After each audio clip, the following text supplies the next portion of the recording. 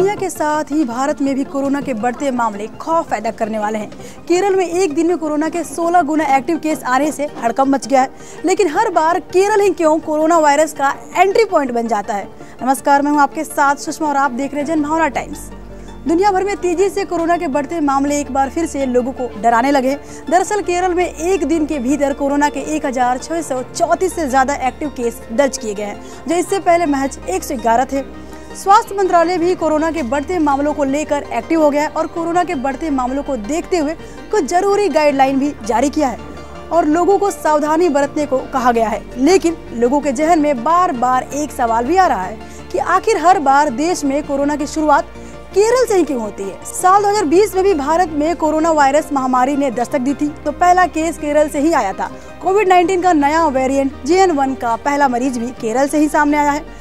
Corona ही नहीं, ज्यादातर वैश्विक महामारी की शुरुआत केरल से ही हुई है। वर्ल्ड हेल्थ ऑर्गेनाइजेशन के मुताबिक केरल में 27 जनवरी 2020 कोरोना वायरस, फिर 8 जुलाई 2021 को जीका वायरस, सितंबर 2023 को निपाह वायरस की शुरुआती मामले दर्ज किए गए थे।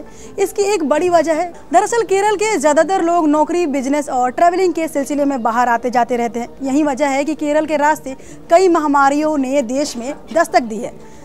दुनिया में महामारी की दस्तक के साथ ही केरल हाई अलर्ट पर आ जाता है और यहाँ रैंडम टेस्टिंग बढ़ा दी जाती है।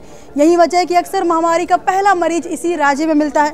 और जिस तरह से कोविड-19 का नया वेरिएंट JN1 फैल रहा है और स्थानीय परिस्थितियों के हिसाब से खुद को ढाल रहा है, ये एक चिंता का विषय है। देश में कोरोना के रोजाना बढ़ते मामले को देखते हुए केंद्रीय स्वास्थ्य मंत्रालय ने एडवाइजरी जारी की है और सावधानी बरतने की सलाह दी है। स्वास्थ्य विभाग को सैंपलिंग पर विशेष ध्यान देने और इन्फ्लुएंजा को लेकर आंकड़ों पर नजर रखने को कहा गया है।